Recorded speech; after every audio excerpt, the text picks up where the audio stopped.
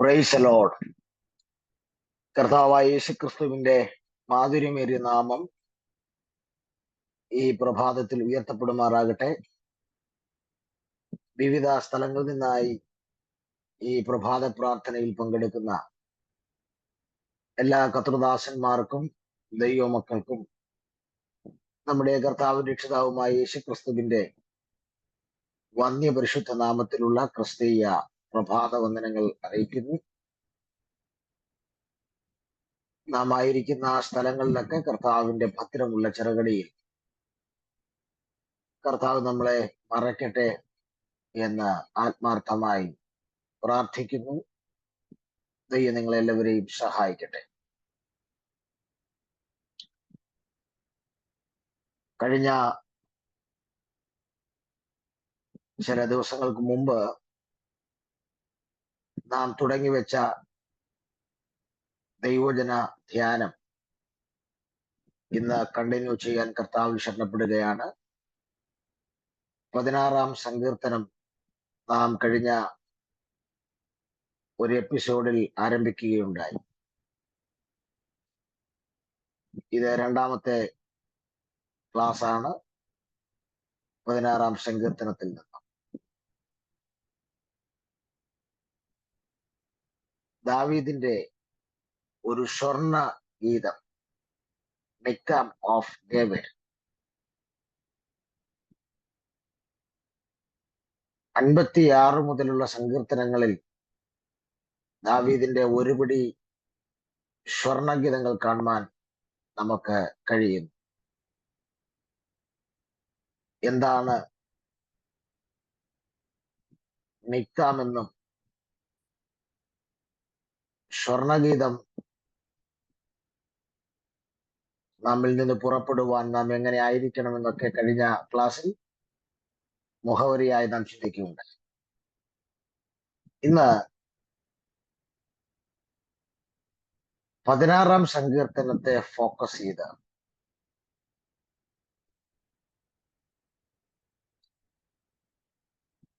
സ്വർണഗീതം ദാവീദിൽ നിന്ന് വരുവാൻ ദാവീദ് എങ്ങനെയൊക്കെയുള്ള ജീവിതമാണ് നയിച്ചതെന്ന് നമ്മൾ പ്രാരംഭമായി നോക്കിയിട്ട് മുൻപോട്ട് പോകാൻ കർത്താവിൽ ശരണപ്പെടുകയാണ്. അതല്ലെങ്കിൽ ദാവീദിന്റെ ജീവിതം എങ്ങനെ ആകണമെന്ന് ദൈവം ആഗ്രഹിക്കുന്നുവോ അത് ദാവീദ് ഈ സങ്കീർത്തനത്തിലൂടെ വെളിപ്പെടുത്തുകയാണ്. അല്ലെങ്കിൽ ദൈവം താൻ എങ്ങനെ ജീവിക്കണമെന്ന് ആഗ്രഹിക്കുന്നുവോ അങ്ങനെയൊക്കെ ജീവിച്ചു എന്നുള്ളതിന്റെ ഒരു തെളിവ്. അങ്ങനെയൊക്കെ ജീവിച്ചപ്പോഴാണ് തന്നിൽ നിന്ന് സ്വർണഗീതം പുറത്തു വന്നത് എന്നുള്ളതിന്റെ ആധികാരികമായ ചില അർത്ഥങ്ങൾ നമുക്ക് ഈ സങ്കീർത്തനത്തിൽ നിന്ന് മനസ്സിലാക്കാം. പ്രധാനമായും 6 തരത്തിലുള്ള ജീവിതം ദാവീദ് ഈ സങ്കീർത്തനത്തിലൂടെ നമ്മുടെ മുൻപിലേക്ക് വെക്കുകയാണ്. ഈ 6 തരത്തിലുള്ള ജീവിതമാണ് ദൈവം തന്നെ കുറിച്ച് ആഗ്രഹിച്ചത്. താൻ അങ്ങനെ ജീവിച്ചപ്പോഴാണ് തന്നിൽ നിന്ന് സ്വർണ ഗീതം പുറത്തു. ഒന്ന്, എ ലൈഫ് ഓഫ് ട്രസ്റ്റ്, ആശ്രയ ജീവിതം. 16-ാം സങ്കീർത്തനം 1-ാം വാക്യം ആരംഭിക്കുന്നത് അത് പറഞ്ഞുകൊണ്ടാണ്. ദൈവമേ, ഞാൻ നിന്നെ ശരണമാക്കിയിരിക്കുകയാണ്. എ ലൈഫ് ഓഫ് ട്രസ്റ്റ്,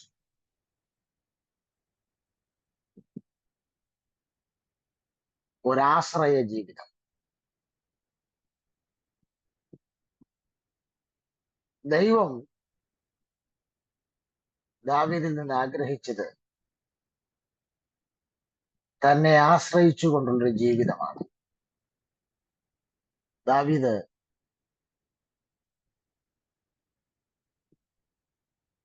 എല്ലാ കാലത്തും ദൈവത്തിൽ ആശ്രയിച്ചുകൊണ്ട് ജീവിച്ചു. ക്രിസ്തീയ ജീവിതം ദൈവത്തിൽ ആശ്രയിച്ചുകൊണ്ടുള്ള ഒരു ജീവിതം. 2,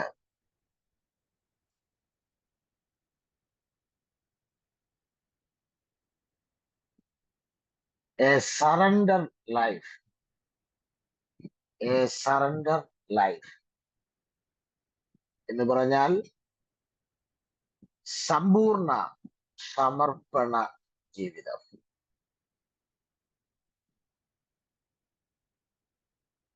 16 സംഘത്തിന് 2 വാക്യം, ഞാൻ യഹോവയോട് പറഞ്ഞത്, നീ എന്റെ കർത്താവാകും, നീ ഒഴികെ എനിക്കൊരു നന്മയും. സമ്പൂർണമായ സമർപ്പിച്ചുകൊണ്ടുള്ള ദൈവം നമ്മിൽ നിന്ന് ഇന്ന് രാവിലെ പ്രതീക്ഷിക്കുന്നതും അതാണ്. പകുതിയല്ല, സമയം കിട്ടുമ്പോഴല്ല, സമ്പൂർണമായി സമർപ്പിച്ചുകൊണ്ടുള്ള ഒരു ജീവിതം ദൈവാത്മാവ് എന്നിൽ നിന്ന് നിങ്ങളിൽ നിന്ന് പ്രതീക്ഷിക്കും.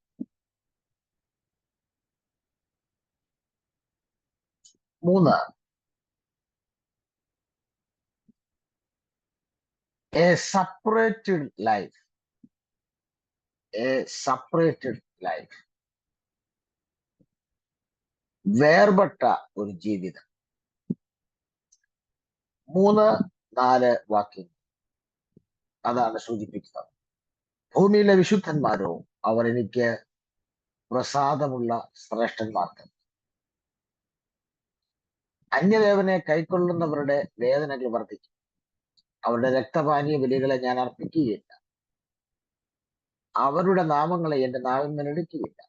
ദാവീദ് പറയുന്നു, ഞാന് മറ്റുള്ളവരെ പോലെ അന്യദേവനെ കൈക്കൊള്ളത്തില്ല, അവരെ പോലെ രക്തപാനീയ ബലികൾ അർപ്പിക്കത്തില്ല, ഞാൻ അന്യദേവന്മാരുടെ നാമങ്ങളെ കൈക്കൊള്ളുകയില്ല എന്ന് പറഞ്ഞാൽ എന്റെ ലൈഫ് ഒരു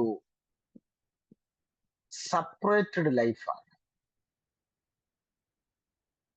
എ സെപ്പറേറ്റഡ് ലൈഫ്, വേർപെട്ട ഒരു ജീവിതമാണ്. പ്രിയരെ, പാപപങ്കുലമായ ജീവിതത്തിലാണ് നമ്മളായിരിക്കും. നമ്മുടെ ചുറ്റും ഒരു ലോകമുണ്ട്. പഴയ ഭക്തന്മാർക്ക് അവരൊക്കെ പാടിയിരുന്നു, ലോകം ഞങ്ങൾക്ക് യോഗ്യമല്ല. യോഗ്യമല്ലാത്ത ഭക്തന്മാർക്ക് യോഗ്യമല്ലാത്ത ഒരു ലോകത്തിലാണ് ജീവിക്കുന്നത്. ഇതിന്റെ നടുവിൽ നാടോടുമ്പോൾ നടുവേ ഓടുക എന്നല്ല, പകരം ഒരു വേർപെട്ട ജീവിതം നയിപ്പാൻ നമ്മെക്കുറിച്ച് പരിശുദ്ധാത്മാവ് കൊതിക്കുന്നുണ്ട്. സ്തോത്രം.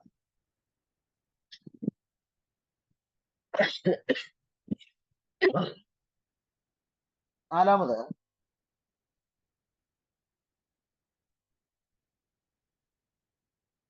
A happy life.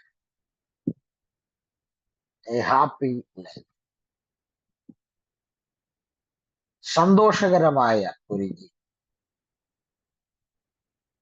5, 6 വാക്യങ്ങളിൽ ആ സന്തോഷത്തിന്റെ പ്രതിഫലനം കാണാം. എന്റെ അവകാശത്തിന്റെയും പാനപാത്രത്തിന്റെയും പങ്ക് യഹോവയാകും, നീ എനിക്കുള്ള ഓഹരിയെ പരിപാലിക്കും. അളവുനൂൽ എനിക്ക് മനോഹര ദേശത്ത് വീണിരിക്കുന്നു, അതേ എനിക്ക് നല്ലൊരു അവകാശം.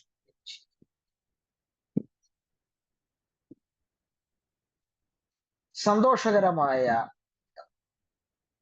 പ്രിയരെ, ആ സന്തോഷം ആത്മീക മേഖലയിലും ഭൗതിക മേഖലയിലും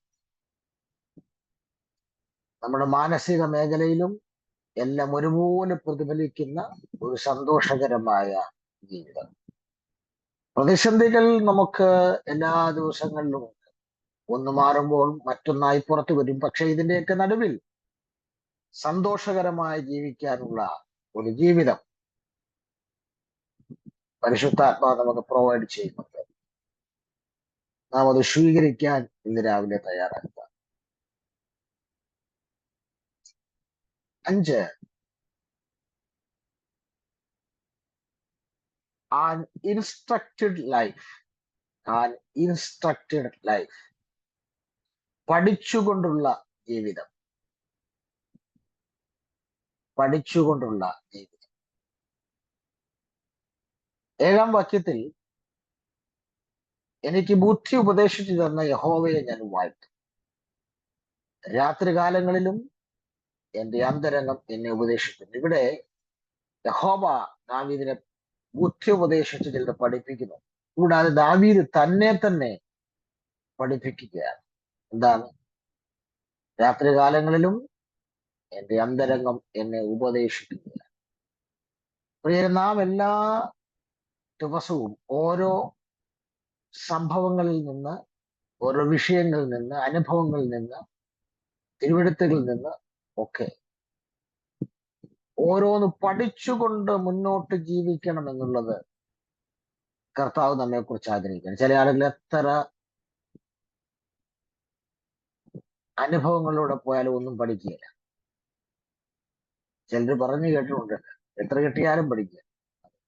പക്ഷെ ദൈവം നമ്മെ കുറിച്ച് ആഗ്രഹിക്കുന്നു നാം പഠിച്ചുകൊണ്ടുള്ള ഒരു ജീവിതം മുൻപോട്ടുണ്ടാകും. അത് നമ്മുടെ വീഴ്ചയുടെ ആഘാതങ്ങൾ കുറയ്ക്കും.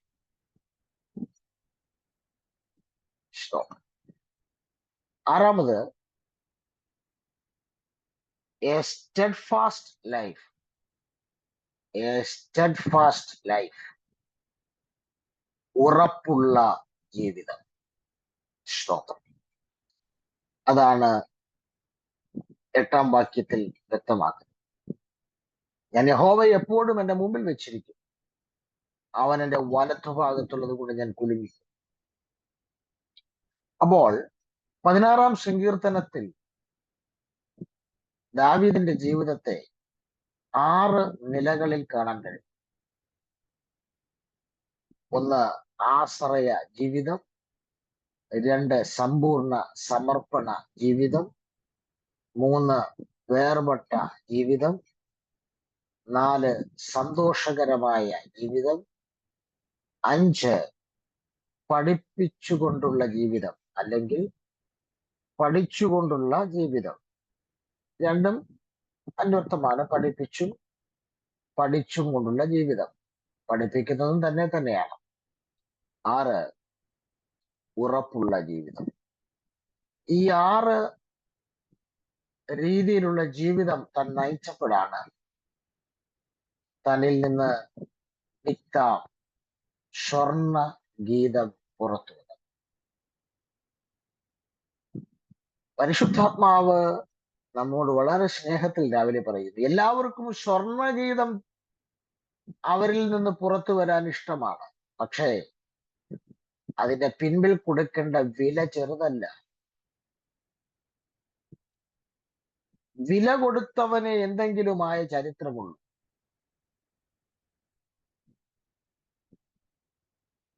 സ്തോത്രം.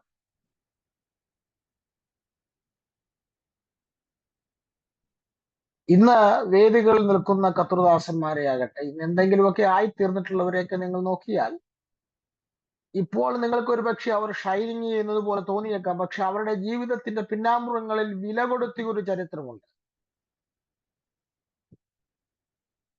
3-ാം സ്വർഗം വരെ എടുക്കപ്പെട്ട് 14 ഊറ്റമേറിയ ലേഖനം എഴുതി വെളിപ്പാടിന്റെ ആധിക്യമുള്ള കരുത്തനായ പൗലോശ്ലീഹ,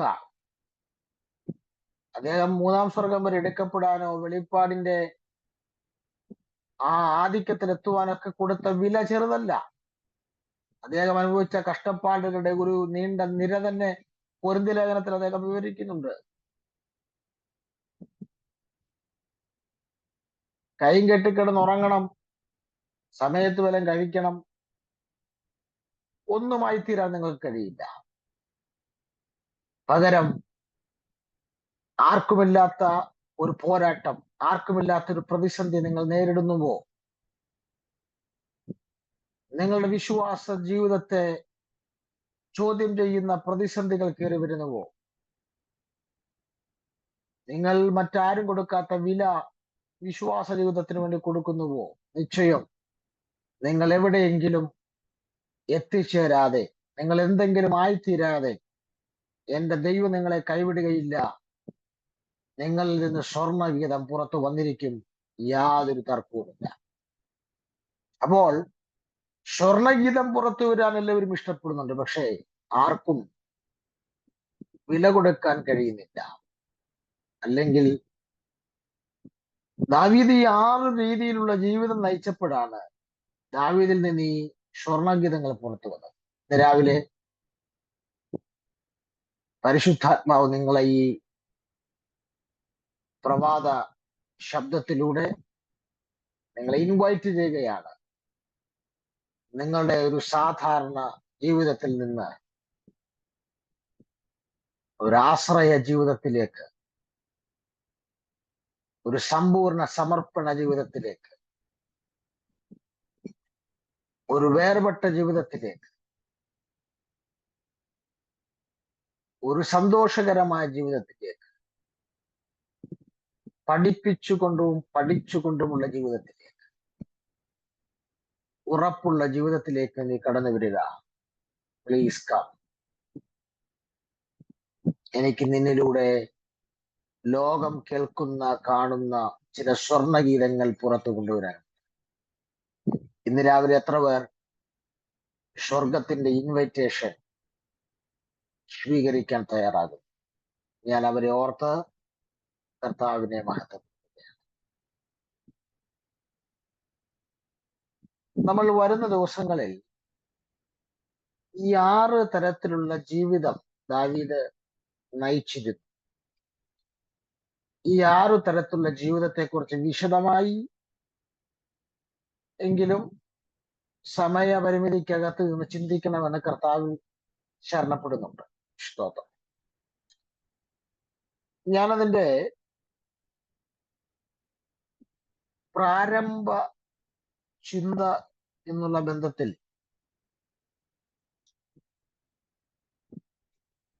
ദാവീദിന്റെ താൻ നയിച്ച ആദ്യത്തെ ജീവിതത്തെ കുറിച്ച് ഒന്ന് തുടങ്ങി വെക്കാമെന്ന് കർത്താവ് ശരണപ്പെടുകയാണ്.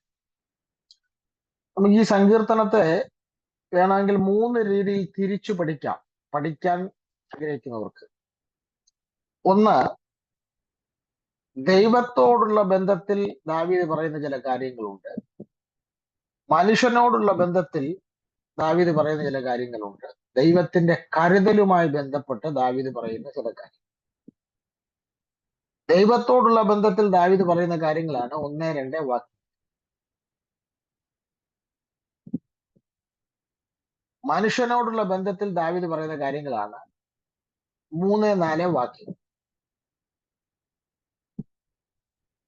ശേഷം ദൈവത്തിന്റെ കരുതലുമായി ബന്ധപ്പെട്ട് ദാവീദ് പറയുന്ന കാര്യങ്ങൾ 5 മുതൽ 11 വരെയുള്ള, ഇങ്ങനെ 3ആയി നമുക്ക് തിരിച്ച് വചനം പഠിക്കുന്നവർക്ക് നിശ്ചയമായും പഠിക്കാൻ കഴിയും. നമുക്ക് വേഗം ദാവീദിന്റെ ഈ 6 ജീവിതങ്ങളെ കുറിച്ചുള്ള പഠനത്തിലേക്ക് പോകാം. അതിൽ പ്രാരംഭമായി നാം കണ്ടത് എ ലൈഫ് ഓഫ് ട്രസ്റ്റ്, ആശ്രയ ജീവിതം. ദാവീദിന്റെ സങ്കീർത്തനങ്ങളിലെല്ലാം ദാവീദ് ദൈവത്തിൽ ആശ്രയിച്ചുകൊണ്ട് ജീവിക്കുന്ന ഒരു ചുറ്റുപാട് നമുക്ക് പൊതുവെ കാണാൻ കഴിയും. കർത്താവിൽ ശരണപ്പെട്ടുള്ള ജീവിതം. 16-ാം സങ്കീർത്തനം 1-ാം വാക്യമാണ് ദാവീദിന്റെ ആശ്രയ ജീവിതത്തിലേക്ക് വിരൽ ചൂണ്ടുന്നത്.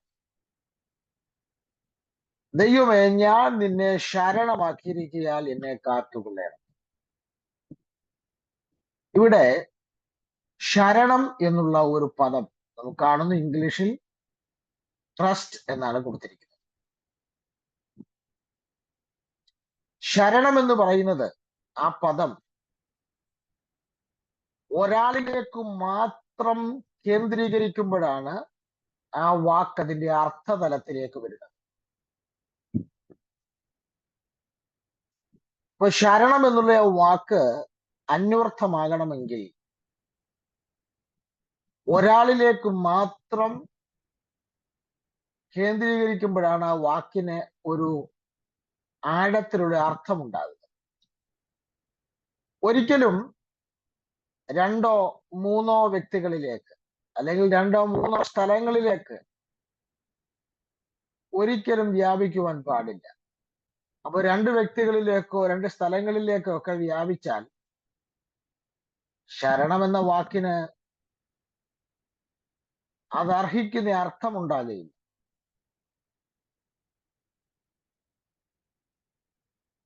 ശരണമെന്ന വാക്ക് അർത്ഥത്തിൽ എത്തണമെങ്കിൽ അത് ഏതെങ്കിലും ഒരാളിലേക്ക് മാത്രം കേന്ദ്രീകൃതമായിരിക്കുമ്പോഴാണ് ആ വാക്കിന്റെ അർത്ഥം വെളിപ്പെട്ടു വരുന്നത്. ശരണമെന്നോ അല്ലെങ്കിൽ ആശ്രയമെന്നോ ഒക്കെ പറയുന്നത്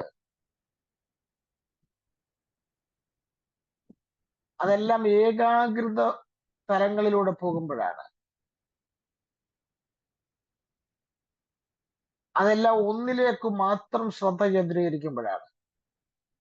അപ്പൊ ശരണം അല്ലെങ്കിൽ ആശ്രയം എന്ന് പറയുന്നത്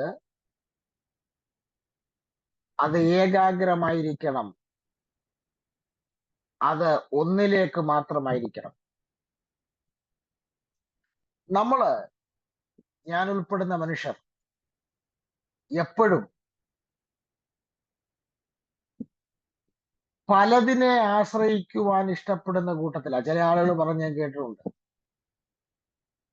എവിടുന്നായാലും കുഴപ്പമില്ല, ആരായാലും സാരമില്ല, എനിക്ക് എന്റെ കാര്യം നടന്നാൽ മതി, എനിക്കൊരു വഴി തുറന്നാൽ മതി. പല സ്റ്റേറ്റ്മെന്റുകളാ പലരുടെയും. എവിടുന്നായാലും കുഴപ്പമില്ല, ആരായാലും കുഴപ്പമില്ല, എനിക്ക് എന്റെ കാര്യം നടന്നാൽ മതി.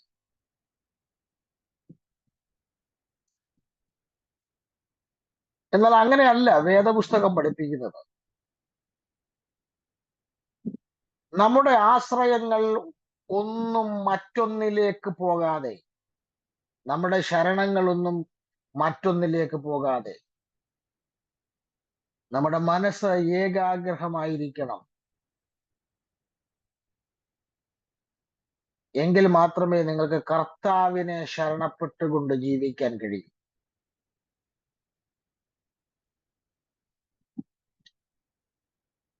കർത്താവിൽ ശരണപ്പെട്ടുകൊണ്ടുള്ള ഒരു ജീവിതം നയിക്കാൻ കഴിയണമെങ്കിൽ ഈ ലോകത്തിൽ നിനക്ക് ലഭിക്കാവുന്ന ടെമ്പററി ആയിട്ടുള്ള ട്രസ്റ്റുകൾ, ശരണങ്ങളൊക്കെ റിമൂവ് ആകണം, കട്ടായി പോകണം.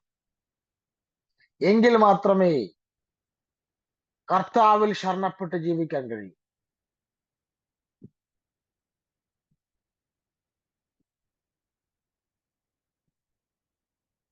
സ്തോത്രം.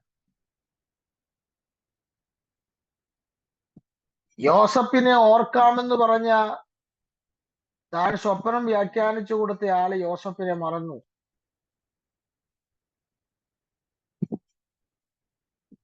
അല്ലെങ്കിൽ ദൈവം ഓർക്കുകയില്ലായിരുന്നു. ഇവിടെ ആരൊക്കെയോ നമുക്ക് ശരണമായി അത്യാവശ്യ ഘട്ടങ്ങളിലുണ്ട്. അതുകൊണ്ട് നാം ദൈവത്തിൽ ശരണപ്പെടുന്നത് വളരെ കുറവാണ്.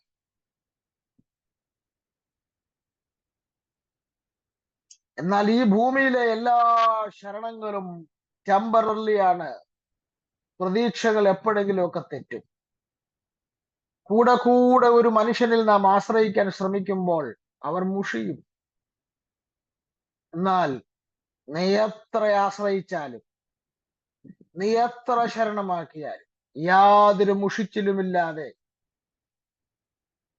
നിന്നെ ചിറകിന്റെ നിഴലിൻ കീഴിൽ സൂക്ഷിക്കാൻ, കാത്തുകൊള്ളാൻ, ശരണം തരുവാൻ കഴിയുന്ന ലോകത്തിലെ ഏറ്റവും കരുത്തുറ്റ ഏക ശരണം നാം ആരാധിക്കുന്ന കർത്താവിന്റെ ശരണത്തിന് കീഴിലാണ്, അവനിൽ ആശ്രയിക്കുന്നതാണ്. കെരീത്തിന്റെ കരയിലിരിക്കുമ്പോൾ ഏലിയാവ് കാക്കയിൽ ശരണപ്പെട്ടിരുന്നെങ്കിൽ പരാജയപ്പെട്ടു പോയതിന്. രാവിലെയും വൈകിട്ട് കാക്കയെ നോക്കിയിരിക്കുക. ഇതൊക്കെ ദൈവം തനിക്ക് വേണ്ടി ഒരുക്കിയ പ്രൊവിഷനുകളാണ്. ദാനങ്ങളിൽ ശരണപ്പെടാതെ ദാതാവിനെ ശരണപ്പെടുന്നവനാണ് എപ്പോഴും വിജയശ്രീലാളിതനാകുന്നത്. അപ്പോൾ കർത്താവിൽ ശരണപ്പെടണമെങ്കിൽ അവരുടെ മനസ്സ് ഏകാഗ്രമായിരിക്കണം. ഫിലിപ്പ് ലേഖനം 2-ാം അധ്യായം 5-ാം വാക്യത്തിലേക്ക് നമ്മൾ വരുമ്പോൾ അവിടെ യേശുക്രിസ്തുവിന്റെ മനസ്സിനെ കുറിച്ച് ഒരു സ്റ്റേറ്റ്മെന്റ് പറയുന്നത്. നമുക്ക് ആ ഭാഗം ഒന്ന് ശ്രദ്ധിക്കാം. ഫിലിപ്പി ലേഖനം 2-ാം അധ്യായം 5-ാം വാക്യം. ക്രിസ്തുവേശുവിലുള്ള ഭാവം തന്നെ നിങ്ങളിലും ഉണ്ടായിരിക്കട്ടെ. ക്രിസ്തുവിന്റെ മനസ്സ് നിങ്ങൾക്കുണ്ടായിരിക്കണമെന്നാണ് ഇവിടെ പറയുന്നത്. എന്നാൽ എഴുതിയിരിക്കുന്നത് ക്രിസ്തുവേശുള്ള ഭാവം നിങ്ങൾക്കുണ്ടായിരിക്കട്ടെ എന്ന്. Let this mind be in you എന്നാണ്. ക്രിസ്തുവിന്റെ മനസ്സ് നിങ്ങൾക്കുണ്ടായിരിക്കട്ടെ. എന്താണ് ക്രിസ്തുവിന്റെ മനസ്സ്? എന്താണ് ക്രിസ്തുവിന്റെ മനസ്സ്? യെശയ്യാ പ്രവചനം വായിക്കുമ്പോൾ കാണാൻ കഴിയുന്നുണ്ട്, അവൻ തന്റെ മുഖത്തെ തീക്കല്ല് പോലെയാക്കി. യെശയ്യാ പ്രവചനത്തിൽ വായിക്കുന്നുണ്ട്, അവൻ തന്റെ മുഖത്തെ തീക്കല്ല് പോലെയാക്കി. എന്തിനു വേണ്ടിയാണ് അവൻ തന്റെ മുഖത്തെ തീക്കല്ല് പോലെയാക്കിയത്? ദൈവം തനിക്ക് ഒരു വലിയ ഉത്തരവാദിത്വം കൊടുത്തു. ആർക്കാ? യേശു ക്രിസ്തുവിന്. എന്താണ് ആ വലിയ ഉത്തരവാദിത്വം? ഈ ഭൂമിയിലേക്ക് വരണം. ഈ ഭൂമിയിൽ വന്ന് ചെയ്യാനുള്ള വലിയ ചില ഉത്തരവാദിത്തങ്ങൾ യേശു ക്രിസ്തുവിന് കൊടുത്തു. അതുകൊണ്ടാണ് നമ്മൾ സുവിശേഷങ്ങളിൽ വായിക്കുന്നത്,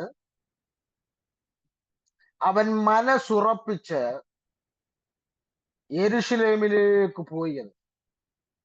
അപ്പൊ തനിക്ക് ചെയ്യാൻ ഭൂമിയിൽ പിതാവ് കൊടുത്ത ഉത്തരവാദിത്തങ്ങളിൽ മനസ്സുറപ്പുള്ള ഒരു യേശുവിനെയാണ് നാം കാണുന്നത്. മനസ്സ് ഏകാഗ്രഹമായി ഉറപ്പിച്ചു കൊണ്ടുപോകുന്ന ഒരു യേശുവിനെയാണ് കാണുന്നത്. അപ്പോൾ തന്റെ മനസ്സ് ഏകാഗ്രമാക്കി, തന്റെ മനസ്സ് ഉറപ്പിച്ച് ഒരു തീക്കല്ല് പോലെ, ഉറപ്പുള്ള ഒരു പാറ പോലെ തന്റെ മനസ്സിനെ ആക്കിക്കൊണ്ടാണ് പിതാവ് തനിക്ക് കൊടുത്ത ലക്ഷ്യത്തിലേക്ക് യേശു ക്രിസ്തു നടന്ന് അടുത്തത്. അപ്പോൾ ഈ ഭൂമിയിൽ നാം ജീവിക്കുമ്പോൾ ദൈവം നമ്മെ കുറിച്ച് ആഗ്രഹിക്കുന്ന കാര്യങ്ങൾ, ദൈവം നമ്മെക്കുറിച്ച് ചിന്തിക്കുന്ന ഉത്തരവാദിത്തങ്ങൾ നടപ്പിലാക്കുവാൻ നാം ഒരിക്കലും ഇരു മനസ്സുള്ളവരായിരിക്കരുത്. യാക്കോബിന്റെ ലേഖനം അത് വളരെ വ്യക്തമായി പറയുന്നുണ്ട്. നാം ഒരിക്കലും ഇരു മനസ്സുള്ളവരാകാൻ പാടില്ല. നമ്മുടെ ഹൃദയം എപ്പോഴും ഏകാഗ്രമായിരിക്കണം. തങ്ങൾ ഏകാഗ്രത ചിത്തന്മാരായിരിക്കുന്നവരെ നോക്കുവാനാണ് സ്വർഗത്തിൽ നിന്ന് ദൈവത്തിന്റെ കണ്ണ് എപ്പോഴും സഞ്ചരിക്കുന്നത്. ഹിസ്കിയാവ് പറഞ്ഞു, ഞാൻ നിന്റെ മുമ്പിൽ ഏകാഗ്രമായിട്ട് ഇരുന്നത് നീ ഒന്ന് ഓർക്കണം. ഫിലിപ്പി ലേഖനം നമ്മൾ ശ്രദ്ധിച്ചാൽ, ഫിലിപ്പി ലേഖനത്തിന്റെ 4 അധ്യായങ്ങളിൽ 4 തരത്തിലുള്ള മനസ്സുകളെ കുറിച്ച് പറയും. 1-ാം അധ്യായത്തിൽ നാം കാണുന്നത് ഏക മനസ്സുണ്ടായിരിക്കണം എന്നുള്ളതാണ്. ഫിലിപ്പി ലേഖനം 1:24 എന്റെ ഓർമ്മ. ഏക മനസ്സ് ഉണ്ടായിരിക്കണം എന്നുള്ളതാണ്.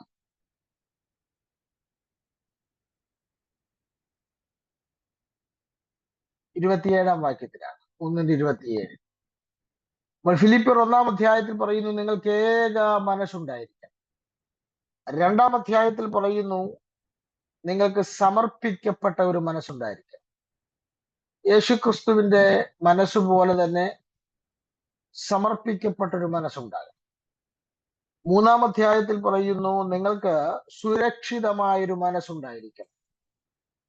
4-ാം അധ്യായത്തിൽ കാണുന്നത്, നിങ്ങൾക്ക് ഒരാത്മീക മനസ്സ് ഉണ്ടായിരിക്കണം. അപ്പോൾ ഞാൻ അതിന്റെ ക്രമത്തിൽ ഒന്ന് പറയുകയാണ്. 1-ാം അധ്യായത്തിൽ ഏക മനസ്സ്, 2-ാം അധ്യായത്തിൽ സമർപ്പിക്കപ്പെട്ട മനസ്സ്, 3-ാം അധ്യായത്തിലാണ് ആത്മീക മനസ്സ്, 4-ാം അധ്യായത്തിൽ സുരക്ഷിതമായ മനസ്സ്. ഇതാണ് ക്രമം. ഈ 4 മനസ്സ് ഉണ്ടായിരിക്കണം എന്ന് പൗലോസ് വളരെ വ്യക്തമായി പറയും. അപ്പോൾ ശരണപ്പെട്ടുകൊണ്ട്, കർത്താവിൽ ശരണപ്പെട്ടുകൊണ്ട്, ആശ്രയിച്ചുകൊണ്ടുള്ള ജീവിതത്തിന് ഒരു ഏകാഗ്രതയുള്ള മനസ്സ് അത്യാവശ്യമാണെന്ന് തിരുവെടുത്ത് പറയും. ഇവിടെ ദാവീദ് പറയുകയാണ്, ദൈവമേ, ഞാൻ നിന്നെ ശരണമാക്കിയിരിക്കുകയാൽ നീ എന്നെ കാത്തുകൊള്ളണമേ. പ്രിസേർവ് മീ എന്ന് പറഞ്ഞാണ് തുടങ്ങുന്നത്. ഞാൻ നിന്നെ ശരണമാക്കിയിരിക്കുകയാൽ നീ എന്നെ കാത്തുകൊള്ളണമേ. Preserve me. പ്രിസേർവ് ചെയ്യുക എന്ന് പറഞ്ഞാൽ കേടുകൂടാതെ ജീവനോടെ സൂക്ഷിക്കുക എന്നാണ് അർത്ഥം. അപ്പോൾ പ്രിസേർവ് മീ എന്ന് പറഞ്ഞാൽ സൂക്ഷിക്കുക എന്നല്ല അർത്ഥം, പകരം കേടുകൂടാതെ ജീവനോടെ എന്നെ സൂക്ഷിക്കുക എന്നാണ് അർത്ഥം. എന്ന് പറഞ്ഞാൽ ജീവനില്ലാത്തതിനെയും സൂക്ഷിക്കുന്ന കാലമാണ്. മരിച്ചു കഴിഞ്ഞ് ആ ഡെഡ് ബോഡി ചില ദിവസങ്ങൾ കേടുകൂടാതെ സൂക്ഷിക്കാനുള്ള അറേഞ്ച്മെന്റുകൾ, മൊബൈൽ മോർച്ചറികളൊക്കെ ഇന്ന് നമ്മുടെ കാലത്തിലുണ്ട്. എന്നാൽ പ്രിസേർവ് മീ എന്ന് ദാവീദ് പറയുന്നതിന്റെ അർത്ഥം, നീ എന്നെ കേടുകൂടാതെ ജീവനോടെ സൂക്ഷിക്കണമെന്നാണ്. അപ്പോൾ കർത്താവിൽ ശരണമാക്കിയിരിക്കുന്ന, ദൈവത്തിൽ ആശ്രയിക്കുന്ന ഒരു മനുഷ്യനെ റാഞ്ചിക്കൊണ്ടു പോകാൻ ഇവിടുത്തെ ഒരു മന്ത്രവാദിക്കും ആഭിചാരകനും ഒരു പൈശാചിക ശക്തിക്കും കഴിയില്ല. കാരണം നിന്നെ ജീവനോടെ കേടുകൂടാതെ കാത്തു സൂക്ഷിക്കാൻ കഴിയുന്ന ഏറ്റവും സേഫായ ഒരു പ്ലേസ് ഉണ്ടെങ്കിൽ അത് കർത്താവിന്റെ അടുക്കൽ ശരണപ്പെടുന്നവരാണ്, കർത്താവിനെ ആശ്രയിക്കുന്നവരാണ്. അതാണ് യേശുക്രിസ്തു ഒരിക്കൽ പറഞ്ഞു, എന്റെ കയ്യിൽ നിന്ന് നിങ്ങളെ പിടിച്ചു പറിക്കുവാൻ ആർക്കും കഴിയുകയില്ല. ഇത്രയും സുരക്ഷിതമായിട്ടുള്ള കരങ്ങൾ വേറെ ഏതാണുള്ളത്? ഇന്ന് രാവിലെ ഈ സന്ദേശം കേൾക്കുമ്പോൾ ജീവിതത്തിന്റെ എല്ലാ സമസ്ത മേഖലകളിലും കർത്താവിൽ ശരണപ്പെട്ടുകൊണ്ട് ജീവിക്കാൻ, കർത്താവിൽ ആശ്രയിച്ചുകൊണ്ട് ജീവിക്കാൻ ദൈവാത്മാവ് നിങ്ങളെ സ്വാഗതം ചെയ്യുകയാണ്. സ്തോത്രം. നോക്കുക, ദൈവത്തിൽ ശരണപ്പെടുന്ന ഒരു മനുഷ്യൻ, കർത്താവിൽ ആശ്രയിക്കുന്ന ഒരു മനുഷ്യൻ ഏത് കണ്ണുകൊണ്ടാണോ ദൈവത്തെ കാണുന്നത് അതേ കണ്ണുകൊണ്ട് തന്നെ മനുഷ്യനെയും കാണും. അത് രണ്ടായി കാണരുത്. കർത്താവിൽ ശരണപ്പെട്ടുകൊണ്ട് ജീവിക്കുന്ന ഒരു മനുഷ്യൻ ഏത് കണ്ണുകൊണ്ടാണോ ദൈവത്തെ കാണുന്നത് അതേ കണ്ണുകൊണ്ട് മനുഷ്യനെയും കാണണം. സ്തോത്രം. ഇവിടെ ദാവീദ് പറയുകയാണ് 3-ാം വാക്യത്തിൽ, 16:3, ഭൂമിയിലെ വിശുദ്ധന്മാരും അവർ എനിക്ക് പ്രസാദമുള്ള ശ്രേഷ്ഠന്മാർ തന്നെ. ഇത് ദൈവം പറയുന്ന പദമല്ല, ദാവീദ് പറയുന്നതാണ്. അതുകൊണ്ടാണല്ലോ 2-ാം വാക്യത്തിൽ ദാവീദ് പറയുന്നുണ്ട്, ഞാൻ യഹോവയോട് പറഞ്ഞത്. എന്താണ് യഹോവയോട് പറഞ്ഞത്? 1-2 കാര്യങ്ങൾ പറഞ്ഞു. അതിലൊരു കാര്യം, ഭൂമിയിലെ വിശുദ്ധന്മാരോ എനിക്ക് പ്രസാദമുള്ള ശ്രേഷ്ഠന്മാർ തന്നെ.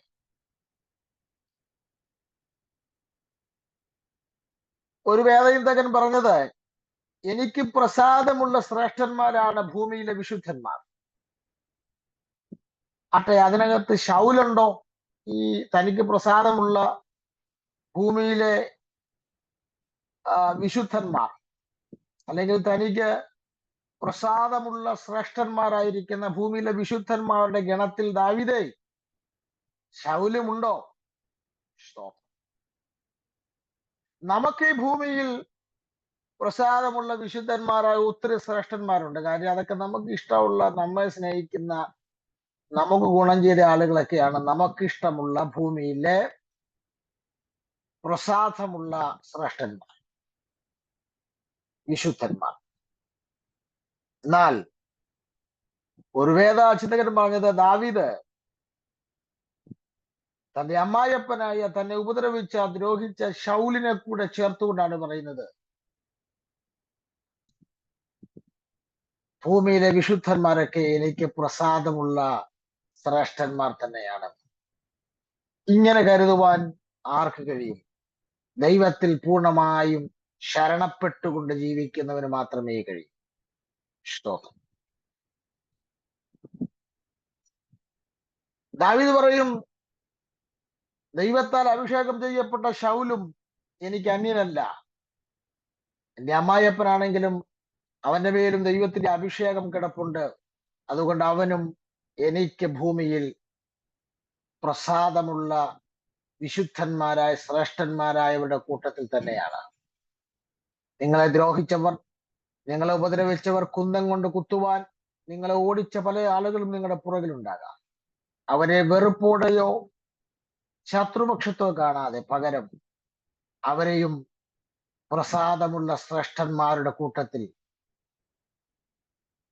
നിങ്ങൾക്ക് പ്രസാദമുള്ള ശ്രേഷ്ഠന്മാരുടെ കൂട്ടത്തിൽ നിങ്ങൾക്ക് കാണുവാൻ കഴിയുന്നുണ്ടെങ്കിൽ നിങ്ങളിൽ നിന്ന് എത്ര സ്വർണ്ണഗീതം പുറത്തു വരുമെന്നുള്ളതിൽ യാതൊരു തർക്കവുമില്ല. സ്തോത്രം. ദാവീദിന്റെ മറ്റൊരു സ്റ്റേറ്റ്മെന്റ് അവിടെ കാണാൻ കഴിയുന്നുണ്ട്. എന്താണ് പറഞ്ഞത്? ദാവീദ് ദൈവത്തോട് പറയുകയാണ്, നീ എന്റെ കർത്താവാകുന്നു, നീ ഒഴികെ എനിക്കൊരു നന്മയുമില്ല. എന്താണ് ദാവീദ് അങ്ങനെ ഒരു സ്റ്റേറ്റ്മെന്റ് പറഞ്ഞത്? നീ എന്റെ കർത്താവാകുന്നു, നീ ഒഴികെ എനിക്കൊരു നന്മയുമില്ല. സ്തോത്രം. ദാവീദ് അങ്ങനെ പറയാനുള്ള കാരണം ബൈബിൾ സ്കോളേഴ്സ് പറയുന്നത്, ദാവീദ് ഗോലിയാത്തിനെ കൊല്ലുവാൻ ഏലാ താഴ്വരയിൽ വരുമ്പോൾ 1 ശമൂവേൽ 17 അധ്യായത്തിൽ 3 ഓഫറുകളാണ് ശൗൽ വച്ചത്. 3 ഓഫറുകൾ. ഈ ഗോലിയാത്തിനെ കൊല്ലുന്നവന് ശൗൽ രാജാവ് കൊടുക്കുന്ന 3 ഓഫറുകൾ. അതിൽ ഒന്നാമത്തെ ഓഫർ, ആരാണോ കൊല്ലുന്നത് അവനെ ശൗൽ മഹാസമ്പന്നനാക്കും. രണ്ടാമത്തെ ഓഫർ, ആരാണോ ഗോലിയാത്തിനെ കൊല്ലുന്നത് അവന് തന്റെ മകളെ വിവാഹം കഴിച്ചു കൊടുക്കും, അതായത് തന്റെ മരുമോനാക്കുമെന്ന് രാജാവ് പ്രഖ്യാപിച്ചു. 3, ആരാണോ ഗോലിയാത്തിനെ കൊല്ലുന്നത് അവന് അവന്റെ പിതൃഭവനത്തിന് ഇസ്രായേലിൽ കരം ഒഴിച്ചു കൊടുക്കും. എല്ലാവരും കരം കൊടുത്തുകൊണ്ടിരിക്കുമ്പോൾ കരം കൊടുക്കുന്നതിനകത്തുനിന്ന് അവന്റെ പിതൃഭവനത്തെ ശൗൽ ഒഴിവാക്കും. ഇങ്ങനെ 3 ഓഫറുകളാണ് 1 ശമൂവേൽ 17 അധ്യായം 25 വാക്യത്തിലാണെന്നാണ് എന്റെ ഓർമ്മ ശൗൽ മുന്നോട്ട് വെക്കുന്നത്. ദാവീദ് ഏലാ താഴ്വരയിൽ വരുമ്പോൾ ഇസ്രായേൽ മുഴുവൻ ഭയന്ന്, ശൗലും ഇസ്രായേലും ഭയന്ന് നിൽക്കുമ്പോഴാണ് ഗോലിയാത്തിന്റെ വെല്ലുവിളിയുടെ മുമ്പിൽ ദാവീദ് രംഗത്തേക്ക് വരുന്നത്. അപ്പോൾ ഗോലിയാത്തിനെ കൊന്നു കഴിഞ്ഞപ്പോൾ ഈ 3 ഓഫറുകളും ശൗൽ ദാവീദിന് കൊടുത്ത് കാണണം. നാളെ ദാവീദിന് തന്നെ ഒരു തോന്നലുണ്ടാകാം, ഈ ശൗൽ തനിക്ക് തന്ന ഈ ഓഫറുകൾ നിമിത്തമാണ് താൻ ഉയർച്ച പ്രാപിച്ചത് എന്നുള്ള ഒരു ചിന്ത ഉണ്ടാകാം. എന്നാൽ ദാവീദ് ഇപ്പോൾ ദൈവത്തോട് പറയുകയാണ്, താന് അദുല്ലാം ഗുഹയ്ക്കകത്തും അവിടെ ഇവിടെയൊക്കെ പാത്തും പതുങ്ങും ജീവിക്കുമ്പോൾ ദാവീദ് പറയാണ്, ഞാൻ ഈ അദുല്ലാം ഗുഹയ്ക്കകത്ത് സംതൃപ്തനാണ്. കാരണം എനിക്ക് തന്നെ നാളെ തോന്നാനിടയുണ്ട്, ശൗലിന്റെ ഓഫർ നിമിത്തമാണല്ലോ ഞാൻ ഇവിടെ വരെ എത്തിയെന്ന് തോന്നാനിടയാണ്. പക്ഷേ ഞാൻ ഈ ഗുഹയ്ക്കകത്ത് പലതും ഇല്ലാത്തവനെ പോലെ, നഷ്ടപ്പെട്ടവനെ പോലെ കഴിയുമ്പോൾ ദാവീദ് പറയാണ്, കർത്താവേ, നീ ഒഴികെ എനിക്കൊരു നന്മയുമില്ല എന്ന് പറഞ്ഞാൽ അതിന്റെ അർത്ഥം എന്താണ്? സ്തോത്രം. പല ആളുകളും പറയുന്നത് കേട്ടിട്ടുണ്ട്. സ്തോത്രം. എന്റെ ഔദാര്യം കൊണ്ടാണ് അവൻ ജീവിക്കുന്നത്, അല്ല ഇന്നയാളുടെ ഔദാര്യം കൊണ്ടാണ് ജീവിക്കുന്നതെന്ന്. നാളെ ദാവീദിനും തോന്നാം, ശൗലിന്റെ ഔദാര്യം കൊണ്ടാണ് താൻ ഈ പദവിയിലേക്ക് വന്നത് എന്ന്. എന്നാൽ ശൗലിന്റെ ഔദാര്യം കൊണ്ടാണ് താൻ ഈ പദവിയിലേക്ക് വന്നതെന്ന് എപ്പോഴെങ്കിലും ദാവീദിന് തോന്നാൻ ഇടയുണ്ടെങ്കിൽ ദാവീദ് അതിനെ മുൻകൂർ കട്ട് ചെയ്യുകയാണ്. എന്താണ്? താനിപ്പോൾ അതുല്ലാം ഗുഹയ്ക്കകത്തും മറ്റു പല ഗുഹകൾക്കകത്തൂടെ ഒക്കെ ഇങ്ങനെ ഓടിക്കൊണ്ടിരിക്കുകയാണ്.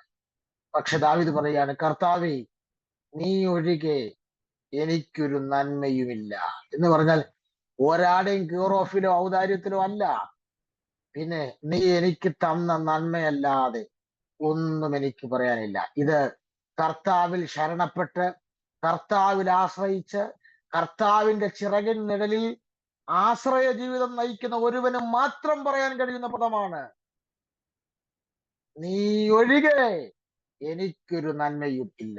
ആരുടെയും ഔദാര്യത്തിലുള്ള ജീവിതമല്ല, പിന്നെ കർത്താവിൽ ശരണപ്പെട്ടത് കൊണ്ട് ലഭിച്ച നന്മയല്ലാതെ മറ്റൊന്നും എന്റെ ജീവിതത്തിലില്ല. സ്തോത്രം.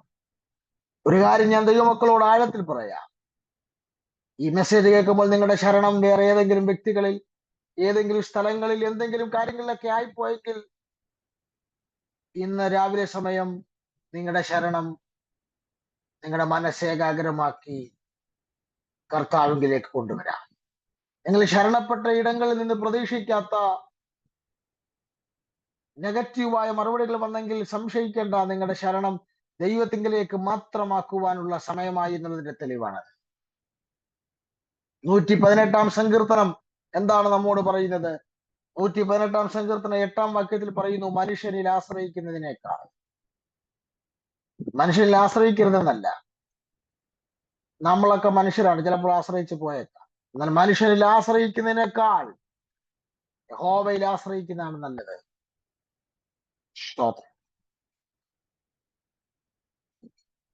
വേദപുസ്തകം വളരെ ശക്തമായി പറയുന്ന നിരവധി കാര്യങ്ങളുണ്ട്. മീഖാപ്രവചനം 7 അധ്യായത്തിന്റെ 5 വാക്യം പറയുന്നു, സ്നേഹിതനിൽ ആശ്രയിക്കരുത്.